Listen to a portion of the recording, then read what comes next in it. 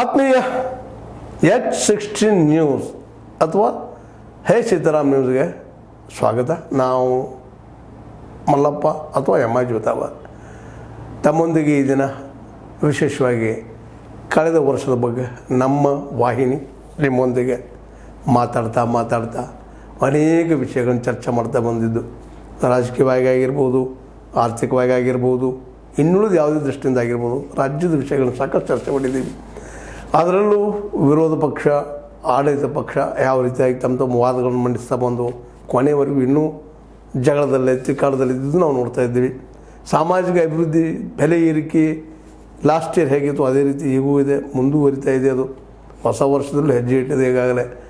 ಮತ್ತು ಜಾತಿಯ ಕಲೆಗಳು, ಧರ್ಮದ ಕಲೆಗಳು ಸಾಕಷ್ಟು ಆಗಿದ್ದನ್ನು ನೋಡ್ತಾ ಇದ್ದೀವಿ. ಅದೇ ಕಾಲಕ್ಕೆ ಈ ಸಂದರ್ಭದಲ್ಲಿ ಮೊದಲಿಗೆ ರಾಜಕೀಯವಾಗಿ ನಾವು ಸಹಜವಾಗಿ ನಮ್ಮ ಹಿಂದಿನ ಹೆಜ್ಜೆಗಳನ್ನ ನೆನಪಿಸ್ಕೊಂಡ್ರೆ ವಿಶೇಷವಾಗಿ ಇಲ್ಲೇ ರಾಜಕೀಯವಾಗಿ ಒಂದು ರೀತಿಯಿಂದ ಕಾಂಗ್ರೆಸ್ ಸ್ವಲ್ಪ ಮೇಲಿಗೆ ಸಾಧಿಸಿದ್ರೆ BJP ಮತ್ತು JDS ಎಲ್ಲೂ ಅದು ಸಮವಾಗಿ ಹೋರಾಟ ಮಾಡ್ತಾ ಬಂದಿದ್ದರು. ವಿಶೇಷವಾಗಿ ಈ ನಮ್ಮ ಕಾಂಗ್ರೆಸ್ ಸರ್ಕಾರ ಆದರೂ ಸಹಿತ ಹಗರಣಗಳಿಂದ ಮುಕ್ತ ಆಗಲಿಲ್ಲ ಅನ್ನೋದು ಭಾಳ ಗಮನಿಸಬೇಕಂತ ವಿಷಯ ಅದ. ಅದರಲ್ಲೂ ಮುಖ್ಯವಾಗಿ ನಮ್ಮ ಸಿದ್ದರಾಮಯ್ಯ ಬಗ್ಗೆ ಒಂದು ನಮ್ಮಲ್ಲೇ ಏನಪ್ಪ ಅಂತಂದ್ರೆ ಒಬ್ಬ ಒಳ್ಳೆಯ ಆಡಳಿತಗಾರರು ಭ್ರಷ್ಟರಹಿತ ಆಡಳಿತ ಕೊಟ್ಟಂಥವ್ರು ಕೊಡುವಂಥವ್ರನ್ನ ತಿಳ್ಕೊಂಡಿದ್ದೀವಿ. ಅದು ನಿಧಾನಕ್ಕೆ ಸುಳ್ಳಾಗ್ತಾ ಬಂದಿದ್ದನ್ನು ನಾವು ನೋಡಿದ್ದೀವಿ. ಜೊತೆಗೆ ಯಾವುದೇ ಪ್ರಸಂಗದಲ್ಲಾದರೂ ಸಿದ್ದರಾಮಯ್ಯರ ಒಂದು ಚಾರಿತ್ರ್ಯವನ್ನು ಹನನ ಮಾಡಬೇಕು ಅನ್ನೋ ಕಾರಣಕ್ಕಾಗಿಯೋ ಯಾವ ಕಾರಣಕ್ಕಾಗಿ ಗೊತ್ತಿಲ್ಲ, BJPಗೆ ಮಾತ್ರ ಸಿಕ್ಕ ಅವಕಾಶಗಳನ್ನು ಸರಿಯಾಗಿ ಬೆಳೆಸ್ಕೊಂಡು ಹೌದಪ್ಪ ಅಂತ ಅವ್ರ ಮೇಲೆ ಅವರ ಬಿಳಿ ಶೆಡ್ ಮೇಲೆ ಒಂದು ಕಲೆಯನ್ನು ಮುಡ ಅನ್ನುವ ಕಲೆಯನ್ನು ಹಾಕಿದರು. ಹಿಂದೆ ಅರ್ಕಾವತಿ ಇತ್ತು. ಇತ್ತೀಚೆಗೆ EDR ಒಂದು ಬಿಡುಗಡೆ ಮಾಡಿದ ಪ್ರಕಾರ 13 ಪ್ರಕರಣಗಳಿದ್ದಾವೆ. ಮತ್ತು ಸಾಮಾನ್ಯ ವ್ಯಕ್ತಿ ಅಲ್ಲ ನಮ್ಮ ಸಿದ್ದರಾಮಯ್ಯನವರು 52 ಕೋಟಿ ರೂಪಾಯಿಗಳ ಮಾಲೀಕರು ಅನ್ನೋದನ್ನು ಸಹಿತ ಸ್ಪಷ್ಟಪಡಿಸಿದ್ದನ್ನು ನಾವು ನೋಡ್ತಾ ಬಂದಿದ್ದೀವಿ. ಇನ್ನು ವಿರೋಧ ಪಕ್ಷದಲ್ಲಿ ವಿಜಯೇಂದ್ರ ಒಬ್ಬ ನಾಯಕನಾಗಿ ಬೆಳೀತಾ ಬರೋ ಜೊತೆಗೆ ಎಲ್ಲೇ ಒಂದಿಷ್ಟು ಎಡವಟ್ಟು ಆಗ್ತಾ ಬಂತು ಅಂತ ಹೇಳಬೇಕಾಗ್ಯದ. ಯಾಕಂದ್ರೆ ಒಬ್ಬ ನಿಜವಾದ ಒಬ್ಬ ನಾಯಕನ ಮೊದಲನೇ ಗುಣ ಏನಪ್ಪ ಅಂತಂದ್ರೆ ತನ್ನ ಪಕ್ಷದ ತನ್ನಗೆ ಬೇಕಾದಂಥ ಜನರ ವಿಶ್ವಾಸವನ್ನು ಗಳಿಸ್ಕೊಡೋದು. ಆ ವಿಷಯದಲ್ಲಿ ಸ್ವಲ್ಪ ಸೋತರು ಏನೋ ವಿಜೇಂದ್ರ ಅವರು ಅಂತೇಳಿ. ಇಲ್ಲಾಂದ್ರೆ ಮುಡಾ ಹೋರಾಟ ಆಗಿರ್ಬೋದು, ಇನ್ನೊಂದು ಹೋರಾಟ ಆಗಿರ್ಬೋದು, ಅದ್ರಲ್ಲಿ ಇನ್ನೂ ಹೆಚ್ಚಿನ ಯಶಸ್ಸು ಪಡಲಿಕ್ಕೆ ಸಾಧ್ಯ ಇತ್ತು.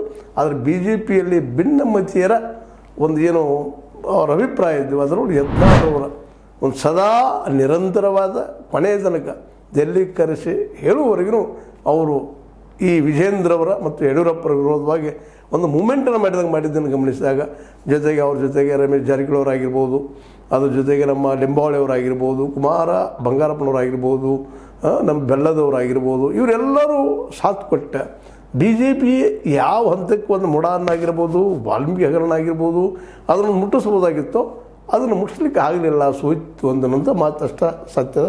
ಅಂದ್ರೆ ವಕ್ಫ್ ಸಲುವಾಗಿ ಒಂದು ಸಪ್ರೇಟ್ ಆದಂಥ ಮೂಮೆಂಟನ್ನು ನಮ್ಮ ಯತ್ನಾಳರು ಅವ್ರ ಜೊತೆಗಾರರು ಕೂಡ ಮಾಡಿದರು.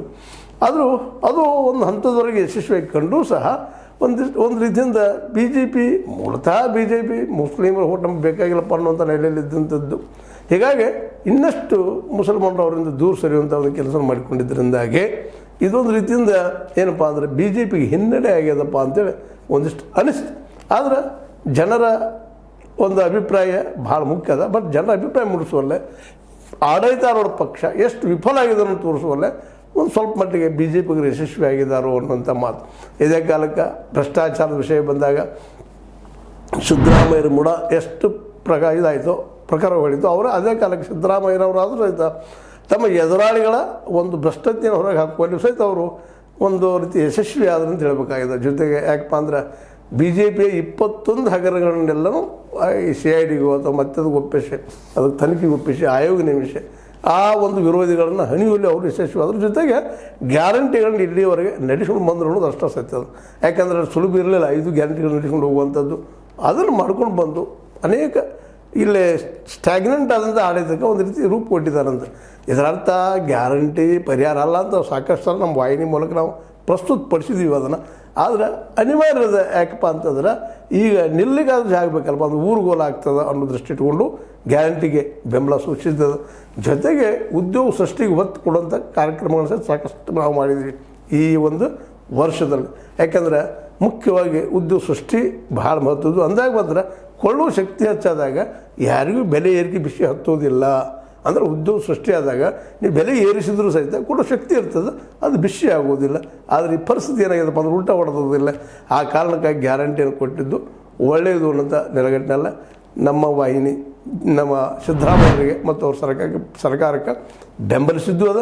ಅದೇ ಕಾರಣಕ್ಕೆ ಅವ್ರ ಭ್ರಷ್ಟಾಚಾರದ ಆರೋಪಗಳು ಬಂದಾಗ BJPಗರು ಅವ್ರು ಬೆನ್ನು ಹತ್ತಿದಾಗ ಅದನ್ನು ಖಂಡಿಸಿದ್ದು ಅದ. ಅದ್ರ ಜೊತೆಗೆ H.D. ಕುಮಾರಸ್ವಾಮಿಗಳು ಸಹ ಕೇಂದ್ರದಲ್ಲಿ ಮಿನಿಸ್ಟರ್ ಆದರೂ ಸಹಿತ ಅವರು ಹಿಂದಿನ ಒಂದಿಷ್ಟು ಅವ್ಯವಹಾರಗಳ ಬಗ್ಗೆ ನಮ್ಮ ವಾಹಿನಿ ಮೂಲಕ ಸಾಕಷ್ಟು ಚರ್ಚೆ ಮಾಡಿದ್ವಿ. ಎಲ್ಲಿ ಸೋಯಿತು ನಮ್ಮ JDS, ಏನಾಯಿತು, ದೇವೇಗೌಡರ ಒಂದು ಸೋಲು ಗೆಲುವುಗಳ ಬಗ್ಗೆ, ಅದೇ ಕಾಲಕ್ಕೆ H.D. ಕುಮಾರಸ್ವಾಮಿಯವ್ರ ಬಗ್ಗೆ, ಅವರ ಮಕ್ಕಳ ಬಗ್ಗೆ, ಅವರ ತಪ್ಪುಗಳ ಬಗ್ಗೆ ನಾವು ಸಾಕಷ್ಟು ಚರ್ಚೆ ಮಾಡಿದ್ವಿ ಈ ಸಂದರ್ಭದಲ್ಲೇ. ಮತ್ತು ಇಷ್ಟೇ ಅಲ್ಲದ ಇನ್ನೂ ಅನೇಕ ವಿಷಯಗಳನ್ನು, ಅದರಲ್ಲೂ ಮುಖ್ಯವಾಗಿ ಸಾಮಾಜಿಕವಾಗಿ ದಲಿತ ಸಮುದಾಯಗಳ ಮೇಲೆ ಇವತ್ತೂ ಸಹ ದಾಳಿ ಆಗೋದನ್ನು ಎಷ್ಟು ಸಾಧ್ಯ ಅದನ್ನು ಪ್ರಸ್ತಾವ ಬಂದಿದ್ದೀವಿ ಇಲ್ಲಿವರೆಗೆ ಅದನ್ನು. ಯಾಕಂದ್ರೆ ಅದು ಇಂಬ್ಯಾಲೆನ್ಸ್ ಅಂದರೆ ನಮ್ಮ ಅಸಮಾನತೆ ನಮ್ಮ ಸಮಾಜದಲ್ಲಿ ಯಾವುದಿದೆ ಅನ್ನೋದನ್ನು ಸಹಿತ ನಾವು ನಿಮಗೆ ತಿಳಿಸ್ತಾ ಬಂದಿದ್ದೀವಿ. ನಮಗೆ ಅನಿಸಿದ ಅನಿಸಿಕೆಗಳನ್ನು ಹೇಳ್ತಾ ಇದ್ದೀವಿ. ಅದಕ್ಕೆ ಸಾಕಷ್ಟು ನಮ್ಮ ವಿಶ್ಲೇಷಕರು, ನಮ್ಮ ನೋಡುಗರು, ನಮ್ಮ ವೀಕ್ಷಕರು ಕಾಮೆಂಟ್ ಮಾಡಿದ್ದದ. ಆ ಕಾಮೆಂಟ್ಗಳು ಸಹಿತ ನಮ್ಮ ಈ ಒಂದು ವೆಬ್ಸೈಟ್ದಲ್ಲಿ ಸಿಗುವಂಥದ್ದು. ನಾವು ಏಕಾಲಕ್ಕೆ ವೆಬ್ಬನ್ನು ಸಹಿತ ಸ್ಟಾರ್ಟ್ ಮಾಡಿದ್ವಿ ಈ ನೆಲೆಯಲ್ಲಿ. ಯಾಕಪ್ಪ ಅಂತಂದ್ರೆ ಎಲ್ಲರಿಗೂ ಸಾಧ್ಯದಷ್ಟು ಸತ್ಯ ಸುದ್ದಿಗಳು, ಸತ್ಯದ ವಿಚಾರಗಳು ಮುಟ್ಲಿ ಅನ್ನುವಂಥ ಒಂದೇ ಉದ್ದೇಶ. ಇದರರ್ಥ ನಮಗೆ ಕಂಡಿದ್ದೆಲ್ಲ ಸತ್ಯ ಅಂತಲ್ಲ, ಅದು ಸುಳ್ಳಂತೂ ಹೇಳಲಿಕ್ಕಾಗೋದಿಲ್ಲ. ಆ ನೆಲೆಯಲ್ಲೇ ಒಂದು ಪ್ರೇಕ್ಷಕರಿಗೆ, ನೋಡುಗರಿಗೆ ಏನು ಬೇಕು ಅಂತ ವಿಷಯಗಳನ್ನು ಕೊಡ್ತಾ ಬಂದಿದ್ದೀವಿ ಇಡೀ ವರ್ಷ ತುಂಬ. ಮುಂದೆ ಇನ್ನೊಂದು ವಿಷಯ ಏನಪ್ಪ ಅಂತಂದ್ರೆ ಆರ್ಥಿಕವಾಗಿ ದೇಶ ಹಂಗೆ ಅಥವಾ ನಮ್ಮ ರಾಜ್ಯ ಯಾವ ಹಂತಕ್ಕದ ಏನದ ಅನ್ನೋ ಸಹಿತ ಚರ್ಚೆ ಮಾಡ್ತಾ ಬಂದಿದ್ದೀವಿ. ಮತ್ತು ರೈತರ ಸಮಸ್ಯೆಗಳ ಬಗ್ಗೆ ಸಾಕಷ್ಟು ಮಾತಾಡಿದ್ವಿ. ರೈತರಿಗೆ ಮಧ್ಯದಾಗ ಆಗಬೇಕಾಗಿದ್ದು MSP ಕಾನೂನು ಆಗ್ಬೇಕಂತ ಅಟ್ಲೀಸ್ಟ್ ಕರ್ನಾಟಕದಲ್ಲಾದರೂ ಮಾಡ್ರಿ ಅಂತ ಸಿದ್ದರಾಮಯ್ಯರಿಗೆ ಕೇಳ್ಕೊಂಡಿದ್ವಿ. ಅದು ಪರಿಣಾಮ ಮಾತ್ರ ಆಗಿಲ್ಲ ಇಲ್ಲಿವರೆಗೆ. ಮತ್ತು ಅವ್ರು ಮಾಡೋ ಸಾಧ್ಯತೆಗಳಿಲ್ಲ ಅಂತ ಅನ್ನಿಸ್ತಾ ಇದೆ. ಆದರೂ ನಾವು ಹೋರಾಟ ಇರೋದನ್ನು ರೈತರ ಜೊತೆಗೆ. ಯಾಕಪ್ಪ ಅಂದ್ರೆ ರೈತರು ನಾವು ಕೇವಲ ಬೆನ್ನಲ್ಲಿ ಬಂದು ಬೆನ್ನು ಚಪ್ಪರಿಸಿ ಬಿಡೋದಲ್ಲ, ಅವ್ರ ಬದುಕಿಗೆ ಅನುಕೂಲ ಮಾಡುವಂಥ ಕೆಲಸಗಳಾಗಬೇಕಂತ ಅನ್ನೋಂಥದ್ದನ್ನು ಪ್ರತಿಪಾದನೆ ಮಾಡಿದ್ದೀವಿ. ಅದಕ್ಕೆ ಸಾಕಷ್ಟು ವಿಮರ್ಶೆ ಬಂದಿದ್ದಾವೆ, ಅದಕ್ಕೆ ಒಪ್ಪಿಗಳು ಬಂದಿದ್ದಾವೆ. ಮತ್ತು ಪ್ರತಿ ಹಳ್ಳಿನೂ ಕೆರೆ ಮತ್ತು ಗೋಡೌನ್ಗಳ ಮೂಲಕ ರೈತರಿಗೆ ಒಂದು ಆರ್ಥಿಕವಾಗಿ ಮೇಲಿದ್ದಕ್ಕೆ ಒಂದು ಸಹಾಯ ಆಗಲಿ ಅನ್ನುವಂಥ ಮಾತುಗಳನ್ನು ಸಹಿತ ಮೇಲಿಂದ ಹೇಳ್ತಾ ಬಂದಿದ್ದೀವಿ. ಮತ್ತು ಅತಿ ಮುಖ್ಯವಾಗಿ ಶಿಕ್ಷಣದ ಬಗ್ಗೆ ಭಾಳಷ್ಟು ಮಾತಾಡಿದ್ದೀವಿ. ಶಿಕ್ಷಣ ಬಗ್ಗೆ ಅಂತೂ ಕೇವಲ 1-2% ಖರ್ಚು ಮಾಡುವಂಥ ನಮ್ಮ ಸರ್ಕಾರಗಳು ನಮ್ಮ ರಾಜ್ಯದ ಶಿಕ್ಷಣ ಹಾಳಾಗೋದಕ್ಕೆ ಇವರು ಸ್ವತಃ ಕಾರಣೀಕರ್ತರು ಅಂತೇಳಿ. ಪ್ರೈವೇಟ್ದಲ್ಲಿ ಎಷ್ಟು ಜನ ಕಳಿಸ್ತಾರೆ, ಭಾಳ ಜನ ಕಡಿಮೆ ಜನ ಕಳಿಸ್ತಾರೆ. ಹೀಗಾಗಿ ಪ್ರೈವೇಟ್ದಲ್ಲಿ ಮತ್ತು ಅದು ಕ್ವಾಲಿಟಿ ಎಜುಕೇಷನ್ ಅದಂತ ಅನಿಸೋದಿಲ್ಲ. ಎಲ್ಲೋ ಅತಿ ಶ್ರೀಮಂತರಿಗೆ ಮಾತ್ರ ಅನುಕೂಲ ಆಗುವಂಥ, ಅವ್ರ ಮಕ್ಕಳು ಬುದ್ಧಿವಂತಿದ್ರೆ ಅವ್ರಿಗೆ ಅನುಕೂಲ ಆಗುವಂಥ, ದುಡ್ಡು ಕೊಟ್ಟು ಕಳಿಸುವಂಥ ಅನುಕೂಲ ಇದ್ದವ್ರಿಗೆ ಮಾತ್ರ ಅನುಕೂಲ ಇರುವಂಥ ಒಂದು ಶಿಕ್ಷಣ ವ್ಯವಸ್ಥೆ ಅದ. ಅದು ಸರ್ವರಿಗೂ ಆಗಲಿ ಅನ್ನುವಂಥ ಮಾತನ್ನು ಒತ್ತಿ ಹೇಳ್ತಾ ಬಂದಿದ್ದೀವಿ. ಇಡೀ ವರ್ಷದ ತುಂಬ ಈ ವ್ಯವಸ್ಥೆಯ ದೋಷಗಳನ್ನ ತಮ್ಮ ಚರ್ಚೆ ಮಾಡಿ ಹೇಳುವಂಥ ಕೆಲಸವನ್ನು ಮಾಡ್ತಾ ಬಂದಿದ್ದೀವಿ. ಆ ಸಂದರ್ಭದಲ್ಲಿ ಇನ್ನೊಂದು ಭಾಳ ಮುಖ್ಯವಾದ ವಿಷಯ, ಈ ವರ್ಷದಲ್ಲಿ ಘಟಿಸಿ ಹೋದದ್ದು ನದಿಗಳ ಪ್ರವಾಹದಿಂದ ಕೃಷ್ಣಾ ಮತ್ತು ಈ ನಮ್ಮ ಘಟಪ್ರಭೆಯಿಂದ ಆದಂಥ ಹಾವಳಿ ಮತ್ತು ಈ ಎರಡೂ ನದಿಗಳ ದಂಡೆ ಮೇಲೆ ಬರುತ್ತಿರುವಂಥ ಊರುಗಳ ಪರಿಸ್ಥಿತಿ, ಅಲ್ಲಿಯ ಅವರ ಒಂದು ಪ್ರವಾಹದಿಂದ ಆದಂಥ ದುಸ್ಥಿತಿ, ಇವುಗಳ ಬಗ್ಗೆಯೂ ಸಾಕಷ್ಟು ವಿವರಣೆ ಕೊಡ್ತಾ ಬಂದಿದ್ದೀವಿ. ಅಂದರೆ ಏನೇನು ಸಾಧ್ಯದನೋ, ಎಷ್ಟು ನಮ್ಮ ಒಂದು ಶಕ್ತಿಗೆ ನಿಲುಕ್ತದನೋ ಅದನ್ನೆಲ್ಲನೂ ತಮ್ಮೊಂದಿಗೆ ಹಂಚ್ತಾ ಬಂದಿದ್ದೀವಿ. ಹೀಗಾಗಿ ಇದೊಂದು ರೀತಿಯಿಂದ ಏನಪ್ಪ ಅಂತಂದ್ರೆ ನಮ್ಮ ಹೋರಾಟ ಏನಾಗಿದೆ ಈ ಸಲದು ನಮ್ಮ ಲಿಮಿಟೇಷನ್ದೆಲ್ಲ ಈ ಕಳೆದ 1 ವರ್ಷದಿಂದ ನಮ್ಮ ಹೇಸಿದ ಆರಂಭಿಸಿದಂಥದ್ದು ಸಾಕಷ್ಟು ಜನಪರವಾದಂಥ ಕೆಲಸಗಳನ್ನ, ಜನಪರವಾದ ಸುದ್ದಿಗಳನ್ನು ಹಂಚ್ತಾ ಬಂದಿದ್ದೀವಿ. ಅದಕ್ಕೆ ಪ್ರತಿಕ್ರಿಯೆಯೂ ಚೆನ್ನಾಗ್ಯದ. ಮತ್ತು ಇವತ್ತು ಸಾಕಷ್ಟು ಇವತ್ತು ನಮ್ಮ ಚಾನಲದ ಸಬ್ಸ್ಕ್ರೈಬ್ಸು ಆಗ್ತಾ ಇದ್ದಾರೆ ಮತ್ತು ಲಕ್ಷಗಟ್ಟಲೆ ವ್ಯೂವರ್ಸ್ ಸಹಿತ ಬರ್ತಾ ಇದ್ದಾರೆ. ಅದೇ ರೀತಿ ಮುಂದುವರಿಲಿ. ಈ ಸೀತಾರಾಮನ್ನು ಉಳಿಸಿ ಬೆಳೆಸುವ ಕೆಲಸ ನಿಮ್ಮದೆಲ್ಲ ಆಗಲಿ. ಜೊತೆಗೆ ಇದೊಂದು ಸತ್ಯದ ಕೆಲಸ ಮಾಡುವಂಥ ನೆಲೆಗಟ್ಟಿನಲ್ಲೇ ಆರಂಭ ಮಾಡಿದ್ದು. ಇದಕ್ಕೆ ಸಾರ್ವಜನಿಕರಿಂದ ನಮಗೆ ಏನಪ್ಪ ಅಂದರೆ ಸಹಾಯ, ಸಹಕಾರ, ದಾನ, ಆದರೆ ಇನ್ನೂ ಹೆಚ್ಚಿಗೆ ನಾವು ನಮ್ಮ ಶಕ್ತಿಯನ್ನು ಉಪಯೋಗ ಮಾಡಿಕೊಂಡು ಈ ವ್ಯವಸ್ಥೆಗೆ ಏನಾದರೂ ಸಾಧ್ಯ ಜನ ಅಂಥ ವಿಚಾರಗಳನ್ನ ತಮ್ಮದು ಇಡುವಂಥ ಕೆಲಸ ಮಾಡಬೇಕಂತ ಮಾಡಿದ್ದೀವಿ. ಜೊತೆಗೆ ಈಗಾಗಲೇ ಪ್ರೊಫೆಸರ್ ಪಂಗಣ್ಣವರು ಅಂತೇಳಿ ಒಳ್ಳೆಯ ಅರ್ಥಶಾಸ್ತ್ರಜ್ಞರು, ರಾಮಾಯಣ ಸಹಿತ ಮೇಲಿನವ್ರು ಹೇಳ್ತಾ ಬಂದಿದ್ದಾರೆ. ಈಗಾಗಲೇ 280 ಮೇಲ್ಪಟ್ಟ ಅವರು ರಾಮಾಯಣವನ್ನು ಹೇಳಿದ ರಾಮಾಯಣ ಕಥೆ ಒರಿಜಿನಲ್ ರಾಮಾಯಣದಲ್ಲಿ ಏನಿತ್ತು, ನಮ್ಮ ವಾಲ್ಮೀಕಿ ರಾಮಾಯಣ ಏನಿತ್ತು ಮತ್ತು ಅದು ಇವತ್ತು ಯಾವ ಸ್ಥಿತಿಯೊಳಗೆ ಅದ.